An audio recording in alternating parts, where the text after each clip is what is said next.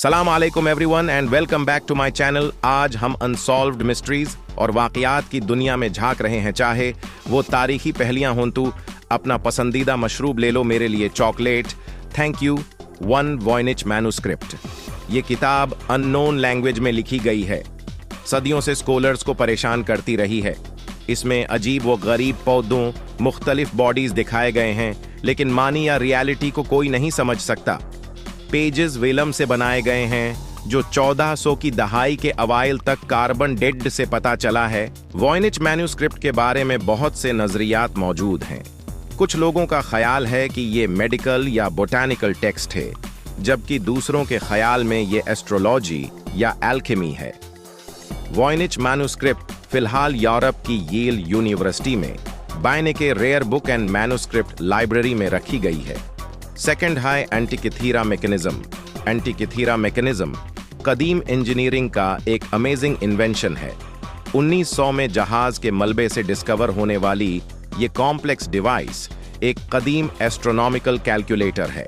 इसमें guest dials और inscriptions हैं। ये सूरज, चंद और प्लैनेट्स की पोजीशन का हिसाब लगा सकता है, चंद ग्रहण की पेशीन गोई कर सकता है और यहाँ तक के ओलंपिक्स जैसे एथलेटिक गेम्स की साइकिल्स को भी ट्रैक कर सकता है। लेकिन इसका सही काम एक मिस्ट्री अब तक है। 3 नंबर पर है द नाज़का लाइन्स। पेरू के डेजर्ट में खुदाई गई ये जियोग्राफी शक्लें जानवरों, पौधों और ज्योग्राफिक शेप्स को जाहिर करती हैं। उनका मकसद और उनको कोलंबिया से पहले की सकाफत ने कैसे बनाया था उसका पता अब तक नहीं चला। इसे नाज़का कल्चर वालों ने 500 BC और 500 AD के दरमियान बनाया था। कुछ लाइन्स वाकई बहुत बड़ी हैं और सैकड़ों फीट लंबे। लाइन्स स्पेस से बेहतरीन देखी जाती हैं। वो इतने दुरुस्त तरीके से कैसे बनाई गए और उनका मकसद क्या था, ये एक मिस्ट्री है। 4 नंबर पर है स्टोनहेंज। इंग्लैंड में ये यादगार एक शक्ल में अरेंज किए गए बड़े पत्थरों से बनी है। इसके मकसद के बारे में बहुत से नजरियात हैं, लेकिन कोई हतमी जवाब नहीं है। कुछ लोगों का ख्याल है कि तामीर मराहिल में हुई है। तकरीबन 3000 BC से शुरू हुई और तकरीबन 1500 साल तक जारी रही। ये एक दायरे में तरतीब दिए गए बड़े सीधे पत्थरों पर मुश्तमिल है। दायरे के अंदर छोटे पत्थर भी हैं। माहिरीन आसार कदीमा का ख्याल है कि ये कोई मजहबी या रस्मी मकाम हो सकता है। 5 नंबर पर है द प्लेन ऑफ जाज। लाओस में आर्कियोलॉजिकल साइट के इस मकाम में हजारों बड़े पत्थर के बर्तन मौजूद, कई वजन के हैं। यहाँ 2100 से ज्यादा बड़े पत्थर के बर्तन हैं, जिनमें से कुछ का वजन 14 टन तक है।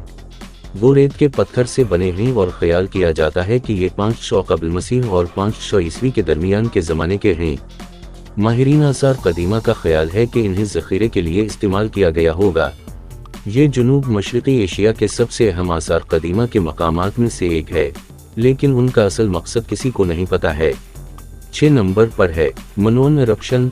मनोन इरप्शन, जिसे टेरा इरप्शन के नाम से भी जाना जाता है, एक ताकतवर वोल्केनिक एक्सप्लोजन था जो क्रेट के करीब आइलैंड एजियन में सेंटोरिनी आइलैंड पर 1600 कबल मसीह के करीब हुआ था। फटने की सही तारीख और उसके मुकम्मल असरात पर बहस की जाती है। ख्याल किया जाता है कि यह धमाका इंसानी तारीख का सबसे बड़ा धमाका था। इसने बड़ी मिक़दार में राख को खारिज किया था, जिसने इलाके को खाली कर दिया और बड़े पैमाने पर तबाही फैलाई। ये एक मार्कर पॉइंट फराहम करता है और इलाके में तहजीबों की तरक्की और ज़वाल के बारे में इशारे पेश करता है। 7 नंबर पर है the mission library of Alexandria. इस कदीम लाइब्रेरी के बारे में कहा जाता था कि यह दुनिया में इल्म का सबसे बड़ा ज़ख़ीरा रखती थी। इसकी बुनियाद मिस्र में तकरीबन 300 कबल मसीह में रखी गई थी और आमतौर पर इसमें किताबों का एक वसी ज़ख़ीरा मौजूद था। लाइब्रेरी एक आम इमारत नहीं थी, बल्कि एक कॉम्प्लेक्स बिल्डिंग थी जिसमें म्यूजियम्स और रिसर्च सेंटर्स जैसे इदारे मौजूद थे। शायद एक से ज्यादा बारात या दीगर वाक़यात थे जिन्होंने बुक्स की कलेक्शन को नुकसान पहुंचाया। लाइब्रेरी का काम कब और कैसे बंद हुआ, इस पर अहल इल्म के दरमियान बहस जारी है। 8 नंबर पर है the colossal heads of Easter island. Easter island के बड़े सरों को मोई के नाम से भी जाना जाता है, जिसका मतलब रैपनूई ज़बान में मुजस्समा है। ईस्टर आइलैंड पर बहुत ज्यादा बनाए हुए सर रैपनूई लोगों की एक परेशान किन याद दहानी करवाते हैं। स्टैचूज का मकसद और मानी एक मिस्ट्री बने हुए हैं। एक अंदाजे के मुताबिक ये 1250 और 1500 ईस्वी के दरमियान बनाए गए थे। वो वोल्केनिक रॉक्स से बने हैं। स्टैचूज साइज और वजन में मुख्तलिफ हैं। कुछ 30 फीट से ज्यादा लंबे और सैकड़ों टन वजनी हैं। स्टैचूज बड़े सरों और नुमायां चेहरे की खुसूसियात के साथ इंसानी शख्सियत को पेश करते हैं। स्टैचूज का सही मकसद एक मिस्ट्री बनी हुई है। 9 नंबर पर है the building of the pyramids. Pyramids मिस्र में मौजूद हैं। ये तारीख के बहुत ही पुराने पिरामिड्स हैं, लेकिन कदीम मिस्रियों ने लाखों टन के पत्थरों को किस तरह इतनी ऊंचाई पर मुंतकिल किया और उनको कैसे लगाया, ये एक मिस्ट्री बनी हुई है। ये हुनरमंद मजदूरों का काम है। मिस्र के माहिरीन का अंदाजा है कि पिरामिड्स की तामीर में हजारों मजदूर मुलविस थे। ये मजदूर मुमकिना तौर पर करीबी देहात से आए थे और हो सकता है कि इन्होंने तामीराती मंसूबों में हिस्सा लिया हो। मिस्रियों ने पिरामिड्स कैसे बनाए, इस पर बहस बाकी है। उसके बारे में मुख्तलिफ नजरियात मौजूद हैं। कुछ माहिरीन आसार कदीमा का ख्याल है कि इन्होंने पिरामिड्स के हर तरफ से रेमप बनाए होंगे, जबकि दूसरे लेवर्स और चैनल्स का ज्यादा कॉम्प्लेक्स निज़ाम तजवीज़ करते हैं। 10 नंबर पर है the fall of Indus valley civilisation. एक ऐसी तरक्की पजीर तहजीब जिसका अचानक जवाल हुआ, लेकिन उनके गायब होने की वजाहत के लिए कोई तहरीरी रिकॉर्ड मौजूद नहीं।